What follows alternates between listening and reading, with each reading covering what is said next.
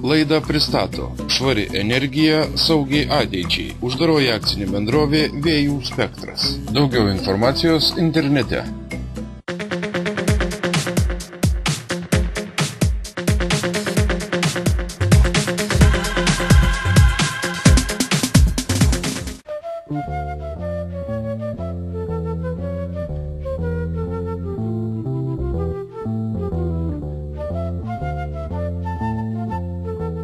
Antrojo pasaulinio karo pabaigoje buvo sunaikintas Tauragės miškų urėdijos archyvas. Tai tikslesnių duomenų apie Tauragės apskrities miškų ūkį 20 amžiaus pradžioje nėra. Yra tik žinoma, kad prieš pirmąjį pasaulinį karą Batakių valsčiaus Pūžiškės vienkiemyje buvo įsikūrusi Tauragės girininkija. Ji buvo įkurta 1849 metais, kai Kauno gubernijoje buvo įsteigtos 8 girininkijos, o jų tarpe ir Tauragės. Pastaroji girininkija vadinosi Raseinių antrąja girininkija, o nuo 1898 metų Tauragės girininkija. Valstybinių miškų plotas tada sudarė 27 611 hektarų. Tauragės miškų urėdija įkurta 1918 metais, nacionalizuojant iš esmės caro miškus ir kitus privačius miškus. Jų plotas keitėsi per šitos 90 metų, kadangi buvo paskui prijungti dar apželdinti kiti miškai, bet bendrai miškingumas iki šių laikų išliko gana aukštas – 34%. Vyrauja šiuo metu eglės pušies medynai. Bendras plotas šiuo metu valstybinių miškų yra 32,7 tūkstančių hektarų, tai yra 60% rajono teritorijoje ir urėdijos teritorijoje esančių miškų. Kodėl toks didelis procentas miškingumo ir kodėl tiek daug valstybinių? Todėl, kad, kaip minėjau, buvo nacionalizuota stambus plotai caro dovanoti savo pavaldiniams ir kitų stambių dvarininkų ir žemvaldžių miškai. Šiuo metu administracinis paskirstymas tų 32,7 tūkstančių suteltas 12 girininkijų. Turim medelyną, turim miško ruošos padalinį, kuris užsiima miško ruošą.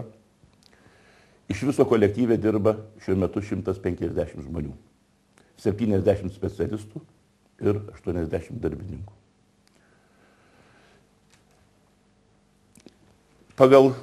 Jeigu lygint pagal Respublikoje, pagal plotą mes esam 7 vietoje, pagal kirtimo apimtis 4 vietoje, o pagal ekonominius rodiklius pirmam 5-tuke, pirmam 10-tuke priklausomai nuo vidutinės medienos pardavimo kainos.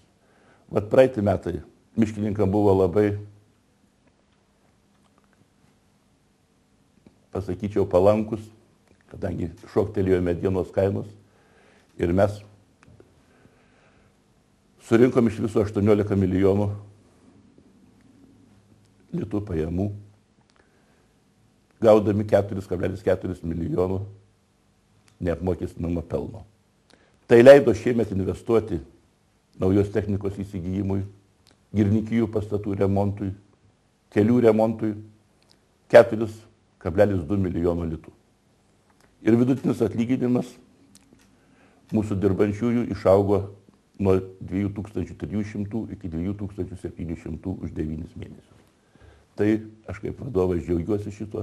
Žinoma, darbas miškininkų sunkus, tas atlyginimas galbūt galėtų būti ir didesnis, tačiau miškui reikia atiduoti savo. Pramonininkai ten kaltina valstybinius miškininkus ir urėdijas, ir generalinį urėdiją, ir atskirai paimtas urėdijas, to, kad beprasmiškai laikoma tiek žmonių. Jūs pats paminėjote tos skaičius ir man tokia mintis šovė į galvą, kad vos ne vos ne po vieną specialistą kiekvienam darbininkui ant galvos.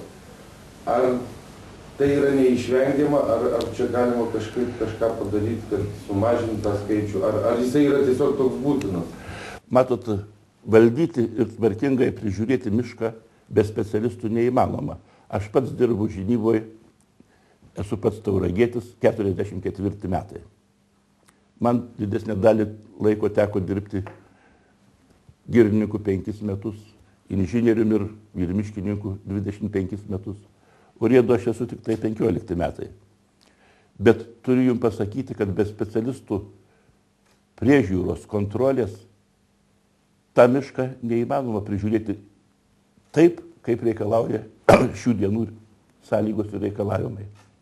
Nebūtų tokių skaičių, jeigu nebūtų specialistų. Kadangi darbininkų mes turim pas save tik tai 80, bet didelę dalį, labai didesnę dalį negu mūsų 80 žmonių nudirba rangovai. Jų kontrolė, priežiūra yra būtina. Tai be specialistų pagalbos mes. Urėdas yra visiškai teisus, kad be gerų specialistų būtų labai sunku tvarkytis tokiame dideliame ūkyje. Vienas tokių specialistų yra Tauragės urėdo pavaduotojas miškininkystėj Antanas Gaudiešius. Tauragės miškų urėdija iš viso užima 32,7 tūkstančius hektarų valstybinių miškų turi. Ir Tauragės miškai vyrauja eglynai, jie sudaro apie 43% teritorijos, juodalksnynai, beržynai, drebulynai ir jie kaip taisyklė auga šlapiuose augavietėse.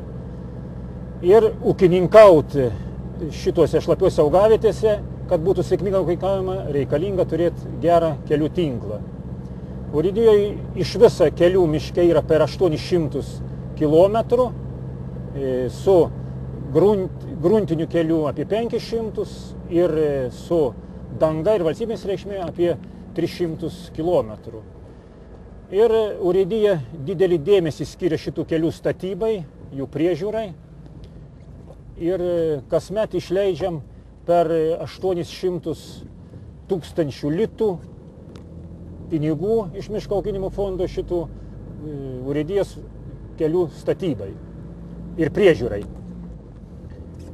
Ir vidutiniškai pravažiuojamų kelių urėdija su danga turi 100 hektarų arti 1 kilometro. Ir šitiem darbams, aišku, vien lėšų nepakanka, kadangi mūsų urėdija yra viena iš stambiausių Respublikoje, mes dar turime nuosavą ir kelių priežiūros, remontą ir statybos brigadą. Į ją įeina 4 savivarčiai automobiliai, pakrovimo, greideriai, buldozeriai, kurie lygina, taip pat ir atitinkama technika, žiemos priežiūrai, nuo sniego pravalyti ir viską. Ir jeigu paėmus Tauragės miestas ir urėdijos miškuose yra vienodas kelių tinklas. Jeigu miestas turi apie 600 su viršų gatvių, tai urėdijos miškuose irgi tiek pat kelių. Ir šitiems keliam prižiūrėti tikrai reikia labai daug pastangų, lėšų ir sumanumo.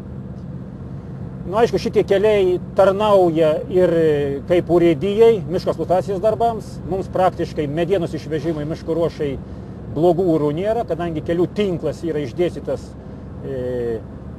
kas kilometrą praktiškai pravažiuojama ir miško ištraukimas ir transportavimas žymiai palengvina šitie darbai, kadangi medieną traukti toliau kaip pusę kilometro praktiškai niekur nėra būtinybės. Ir tai atsieina miško eksploatacijos darbai žymiai pigiau, turint pakankamą kelių tinklą.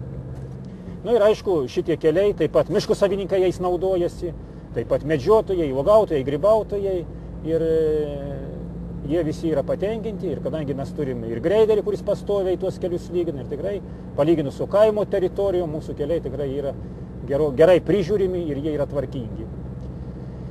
Ir keliai tvarkingi, ir specialistai geri, ir šiaip Tauragės urėdijoje viskas yra tvarkoje. Ir kalbu be ironijos, o labai rimtai. Kitąkart būna taip, kad žinodami žmonės, jog bus filmuojami, pradeda demonstruoti perdėtą darbingumą ar kaip kitaip nori pasirodyti. O štai Tauragėje važiuodami pro Tūkstantmečio parką nustebome pamatę lietui lyjant dirbančius moksleivius. Pasidomėję sužinojome, kad tai Pagramančio mokyklos moksleiviai, netikėtai užklupti lietaus medelius sodino.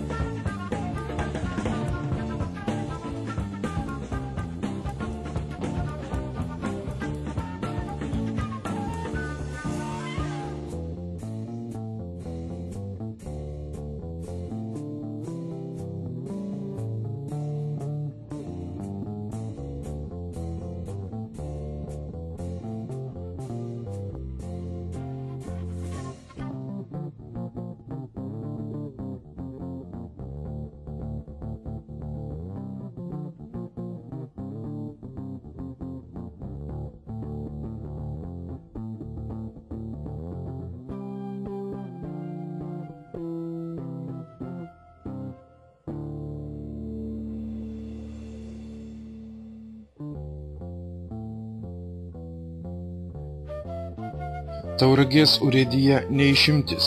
Kaip ir visose Respublikos urėdijose, čia didžiulis dėmesys yra skiriamas miškų atsodinimui, o taip pat naujų miškų įveisimui. Važinėdami po urėdijos teritoriją net keliose vietose matėme naujai įveistų ąžuolynų masyvus.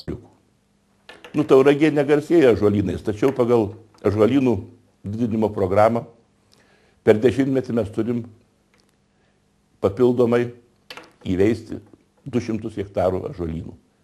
Kadangi pagal 2005 metų miškotvarką ąžuolynų turime tik tai 307 hektarus. Todėl šitą rūšį ypatingai stengiamės globoti ir šiemet esant geram ąžuolo gilių derliui vietoj planuoto tonos žadame surinkti 2,3 tonos gilių, kad sekantį pavasarį pasėję įsiaugintume ateičiai pakankamai ąžuoliukų.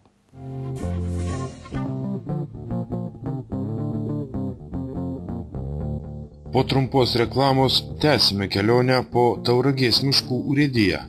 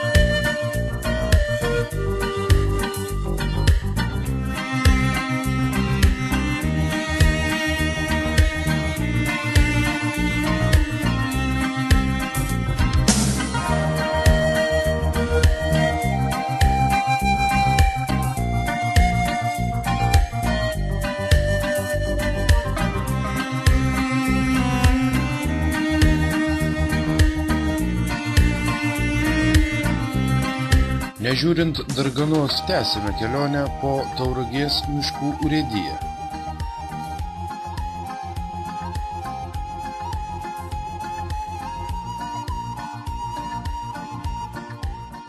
Šiuo momentu mes esame Pagramančio girininkijos poilsiavietėje Lakštingalų slėnyje. Kadangi mes neturim patrauklių vietų, šitoj vietoj prieš 35 metus buvo pradėta šitos poilsiavietės statybos.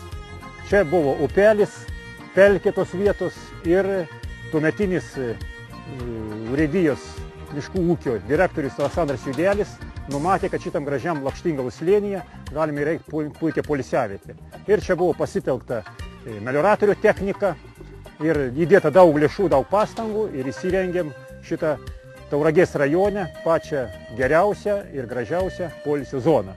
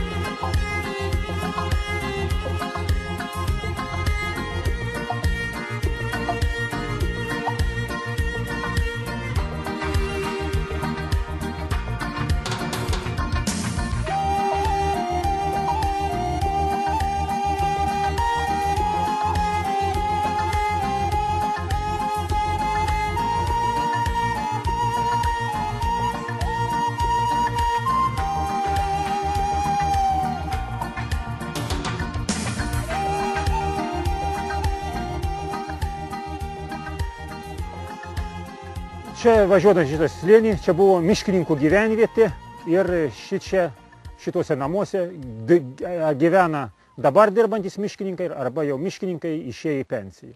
Su aplinkos žemės yra privatizuotas, o šitas Lakštingalos slėnis išliko mūsų dispozicijoje ir mes jį prižiūrim.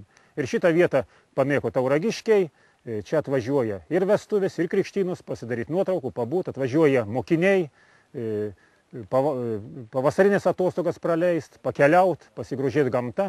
Yra čia įrengtas ir pėsčiųjų takas 2 kilometrų, kuris veda į slėnį, o čia matome per pakeliamus tiltus.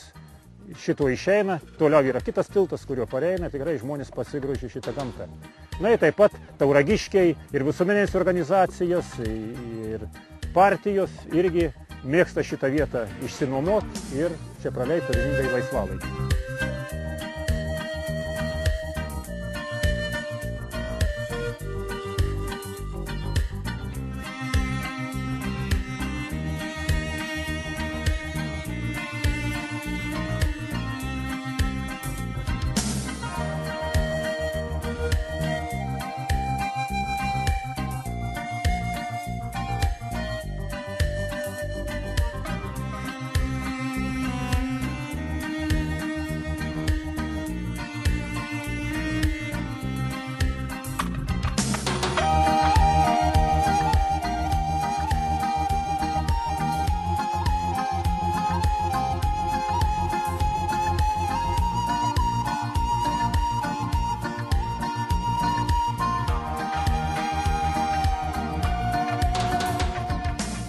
Urėdija turi daug objektų, yra iš viso 64 didesni ar mažesni objektai skirti poilsiui ir urėdija tikrai skiria labai didelį dėmesį, kad šitos poilsiavietės būtų prižiūrimos, tvarkingos, jos pastoviai atnaujinamos. Kaip žinom, mūsų visuomenė dar nėra kultūringa, yra sulaužomi objektai, prišiukšlinama ir tikrai mums yra didelis lėšos kainuoja ir reikia įdėti daug pastangų, kad šitos objektus prižiūrėti ir pastoviai palaikyti tvarkingus, kad žmonės atvažiavę tikrai galėtų kultūringai praleisti poilsį. Na ir šitie darbai visi, ir šiukšlių išvežimas į šiukšlynus, ir jų surinkimas, ir priežiūra, urėdija kasmet skiria per 100 000 litų šitie visiems darbams, kad miškininkų triūsų, gamtos prieglobsčių galėtų pasinaudoti visi Tauragės rajonų ir kitų rajonų gyventojai.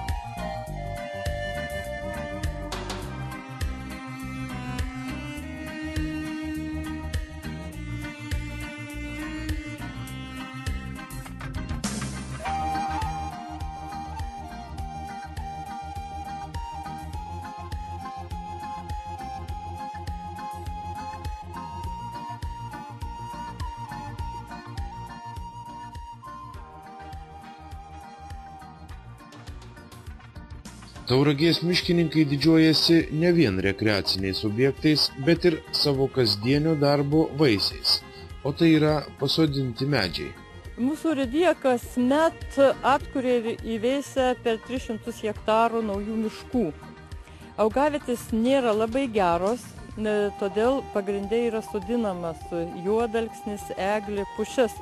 Tačiau pagal ąžuolyno atkūrimo programą kasmet turim įveisti 10 hektarų naujų ąžuolynų ir 10 hektarų su ąžuolu ir kitom rūšim. Tai va čia kaip tik mes esam Pagramančio girininkijoje, kur yra veisiamas 1,7 ha ploto naujas ąžuolynas. Pavasarį buvo pasodinti ąžuoliukai, dėl sausros apie 10% jų žuvo, todėl šiuo metu yra atsodinami šitie ąžuoliukai ir vykdomi aptvėrimo darbai, nes dėl žvėrių kitaip ąžuolo atkurti yra neįmanoma. Nu va ir atsisveikindami su Pagramančio girininkija, mes dar norim jums parodyti, kokie mūsų pasodinti šiemet ąžuoliukai bus po 6 metų.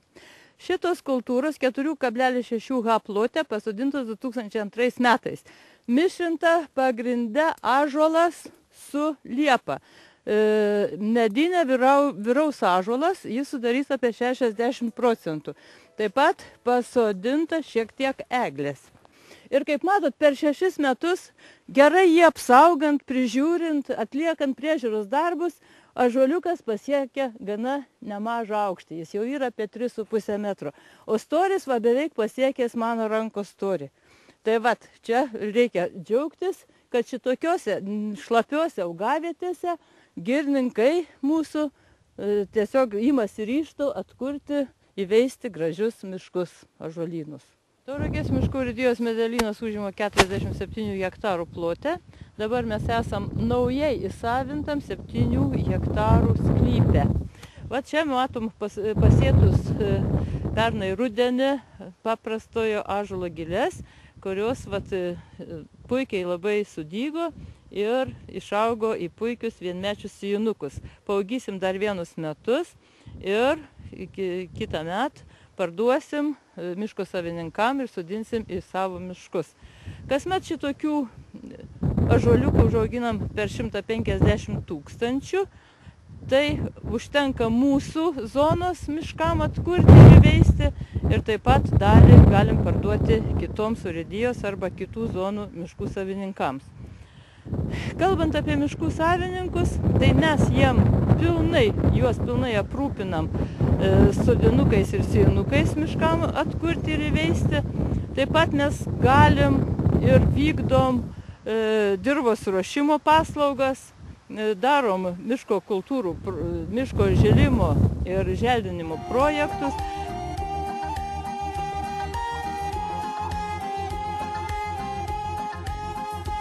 Vadovaujami puikaus vadovo, sumanaus ir veiklaus žmogaus, miškininkai ir sodina, ir kerta, ir tvarko mišką. Linkime jiems sėkmės, o mes susitiksime lygiai po savaitės naujoje Žaliosios akademijos laidoje.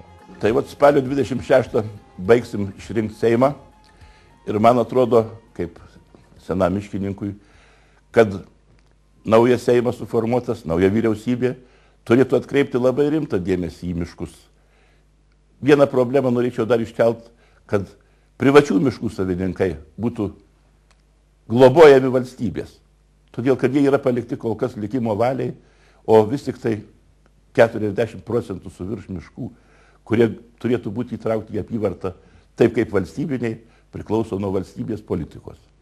Taip pat norėčiau pasakyti, kad ir valstybiniai miškai, kurie tvarkomi kompleksinis ūkis, turėtų irgi toliau būti vystomas mūsų iniciatyva, padedant valstybei ir vyriausybėm, kaip iki šiol buvo mums padedama. Man atrodo, kad miškininkai tikrai yra pasiryžę, kiek žinau, savo girininkus, savo specialistus, savo darbininkus, mūsų urėdijos ir kitų gretimų kolegų nuomonę. Jie yra pasiryžę savo pasirinktų keliu eiti ir puoselėti tuos miškus, kiek tik tai leidžia jų jėgos, kad palikti Lietuvai tą žalią rūbą dar gražesnį, negu kad mes paveldėjom iš savo tėvelių ir senelių.